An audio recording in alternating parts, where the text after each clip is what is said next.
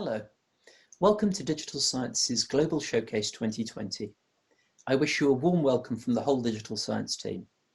The next few days should give you an opportunity to discover and explore the wider digital science community from its team members and products through our clients, partners and friends. For this event, we're using the Crowdcast platform, and all of our sessions during the week should be available through that interface. Once you're inside, it should be pretty simple to use. If you want to chat, please use the Say Something Nice chat box. And if you have any questions of the speakers, please put these in the Ask a Question box. Every session should have a digital science administrator in the session. So if you need any help, please just put something in the chat box and someone should try to assist you. All the sessions are automatically recorded, so if you miss the beginning or have to miss the end of a session, you should immediately after that session be able to go back and view the whole session or just the part that you missed. All the details of the programme are available on the Digital Science website. If you navigate to the Global Showcase page and click on Programme, then you should be able to see everything that's happening across the week. You can also find a few links with a helpful explainer video, some FAQs, as well as our code of conduct. I would ask you to take a look at the code of conduct as it'll make sure that everybody has a pleasant week. I wanted to open the session this week by thinking a little bit about the last 10 years and maybe musing a little bit on the next 10 years. 10 years ago, the iPad had just been launched. Digital science wasn't yet a thing. Whilst we had an office in Nature's basement since the beginning of January, it hadn't been announced formally that digital science was a new initiative from Nature. Nature was, at the time, trying to cope with the challenge of what constituted corporate innovation. As many of you will know, corporate innovation is a challenge for many companies, and Nature's solution to that challenge was digital science. At this point in the year, 4 companies were either in the final stages of closing an investment or had already had their investment closed. I remember well the evening of the 7th of December 2010. That was the evening of the Nature Drinks Evening, which launched the digital science experiment. It was a very exciting evening for me and my 3 co-founders of Symplectic, the company that I was working for at the time. We had been selected to be invested in by Digital Science, and the 4 of us were upstairs in the Nature boardroom, along with Timo Hannay and Sebastian Peck, signing our paperwork before we would go downstairs and have a glass of champagne to launch digital science itself. It was a pretty bold vision that allowed Nature to formulate digital science. The aim simply wasn't to make a few investments or indeed to take a set of people and put them in a basement room in the Nature building where they could try and be innovative. It was a whole new approach. It was setting up a company within a company, and a company that was going to invest in small companies and ideas that came out of academia or that came out of spaces very close to academia. What that meant in practice was that some of the ideas were not even products yet. This is very unusual in the investment space. If you look at most private equity firms or most venture capital firms, you will see that in fact, most investments that they make already have a track record. So digital science was taking a much higher risk approach. If they found people that they felt were talented, then they would invest in them to develop their idea. So super early, pre-revenue, pre-product investments. The aim was to grow a single company over a period out of these high-risk investments that were going to be made. It is, in some sense, a miracle that we are here 10 years later. But we are here, and I think that really speaks to the quality of the individuals involved all through that process. Digital science, as many of you will know, has an absolutely wonderful team. Over the years, we have invested in 19 different companies. It became very quickly clear, however, that we needed to look at crafting the portfolio so that it was more narrowly focused. Our original aim was to cover the entire research lifecycle. That's an absolutely massive undertaking. If you think about all of the products that could exist in a lab environment, all of the things that we could support researchers on, not just in science, but across the whole research portfolio, this is an absolutely massive undertaking. It became clear by year 4 or 5 that we couldn't cover all the things that we wanted to cover. And so from about 2015, we have tried to focus the portfolio on specific aspects where we think we can make the biggest difference to support not only researchers, but research administrators, funders, government, industry partners, and other publishers. In 2015, we also changed from being part of Nature to being our own separate company. Over that first 5 years, we had already invested in the core of the parts of digital science that you will know well today.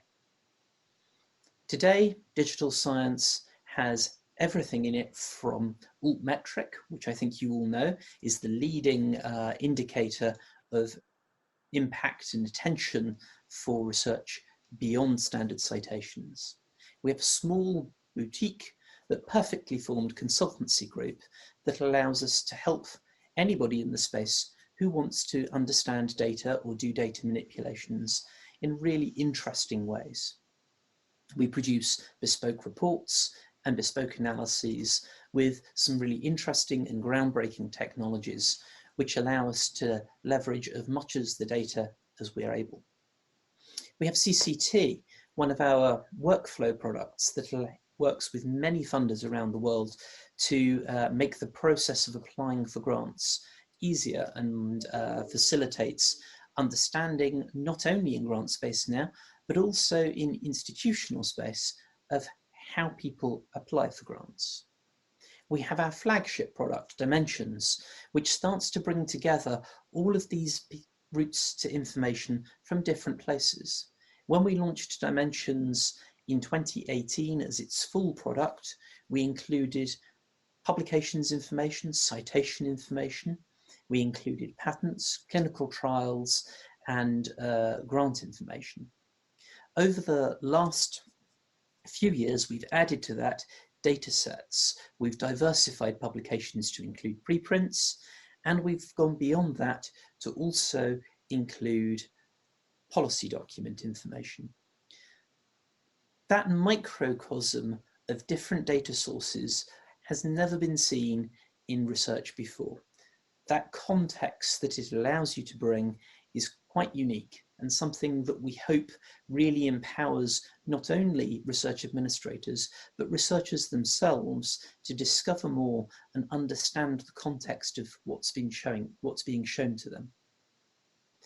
Figshare, together with Gigantum, allow us to facilitate open science in a way that's never been possible. Figshare is an industry standard platform, an industrial standard platform that allows you to share your data openly with colleagues around the world. It gives you free access if you're a researcher on your own. It gives you multiple licenses that you can accredit the data under, and it gives you the ability to collaborate with people around the world, especially important in the current day with COVID. Gigantum is a product that allows you to share your in silico experiments, so the entire environment, the data, and the code alongside each other. We have IFI Claims, which is a company that allows patent information to be gathered together, homogenized, and analyzed in really fascinating ways. As well as ReadCube, which we think is the industry leading experience when it comes to providing people with the ability to manage their research literature.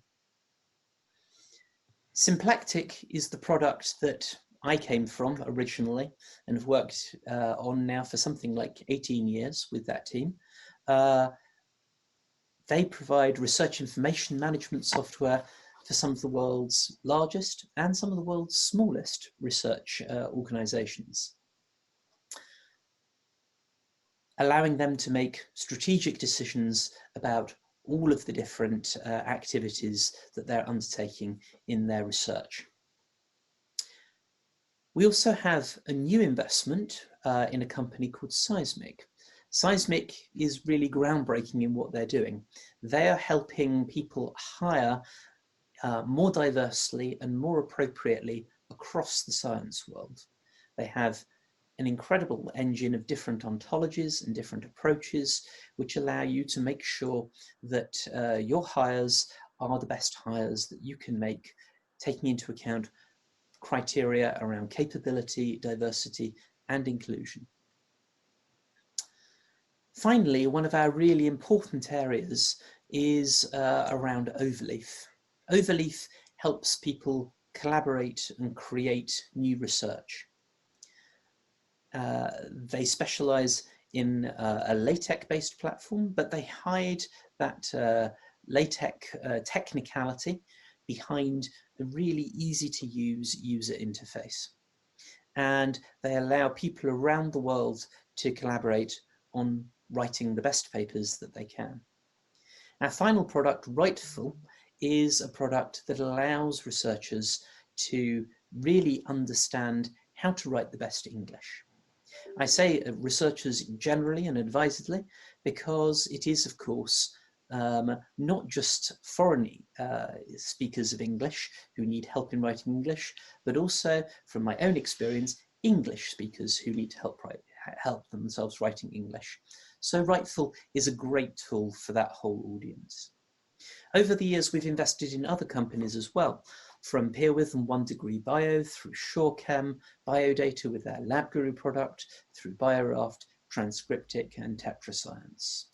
All of these companies are companies that have sought to make a difference in the research space in some broad way, which we think makes a real difference to either researchers, research administrators, or others in the broader sense of the research ecosystem.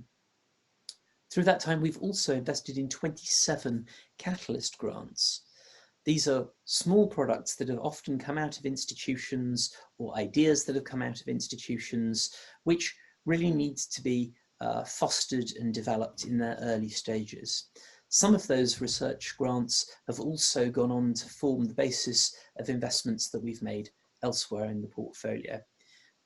People like Repeta, people like Writeful, people like Seismic, all came out of that program of Catalyst grants. Of course, working with something like this type of diversity of different products and different approaches is critical to digital science's central aim of helping researchers either make better decisions alongside research administrators and others in the space making better decisions, or helping them communicate their research more effectively. These are the two strands at the center of digital science, helping you make better decisions or helping you create better communicated research. The complexity in the company is almost by design. Coming out of this approach where we're growing companies together has allowed us to have a place where different cultures and different approaches can flourish. And although as we grow together as a business, we share a common core of values, and that's something that we hope to preserve to some extent over the coming years. We really want Altmetric to continue to deeply understand the altmetric space, and we want that team to really be a cohesive team that's able to add bigger value to all of those people out there who are using that product. And the same for every other product in the portfolio. We think that's part of our secret sauce, and it's something that we need to preserve as digital science goes forward. Over the years, I think you can tell that we've had a really wonderful team that has come together, and that's something that we think is tremendously important as we go forward to the next 10 years. Over the last few years, we have taken a strong line on what we feel is our social responsibility. This year, we're running a project to evaluate our inclusion and diversity criteria. We're also running a project to look at sustainability as a business from an ecological standpoint. Prior to this, we've taken a view that the best way that we can contribute to this space is by writing reports using the data that we have access to. In 2016, we wrote a report on how Brexit may affect the UK infrastructure around research. In 2017, we wrote a report looking at how defunding the Environmental Protection Agency might affect research in the whole area of climate change. This year, we wrote reports which included an analysis of sustainable development goals and how our space in general is supporting and working with the concepts around the UN Sustainable Development Goals. And finally, most recently, we've been doing a lot around COVID itself and understanding how the research ecosystem is responding to those challenges. To get political just for one moment, we do believe that it is part of our remit not just to be a technology company and to blindly develop new technologies without thinking about the ethics of those technologies. We need a conscience about what we're doing. And so we think hard and we think critically about the new technologies that we're introducing and how those technologies are likely to impact not just people in our sector, but people beyond our sector.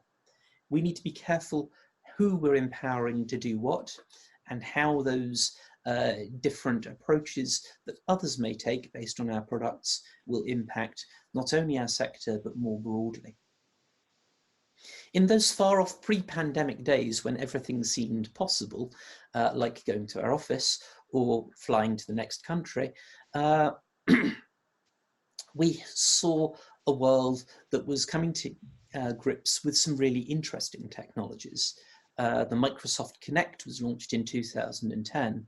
Car sharing was a new phenomenon that had just started going to market. Over the last decade, we've also seen the first woman won a Fields Medal in 2014, a landmark in mathematics, and something that created a hero for young girls all over the world. We've also seen a different side of things, where perhaps the thing that we felt was one of the really positive influences in the world, being the internet in 2010, has perhaps taken a darker turn.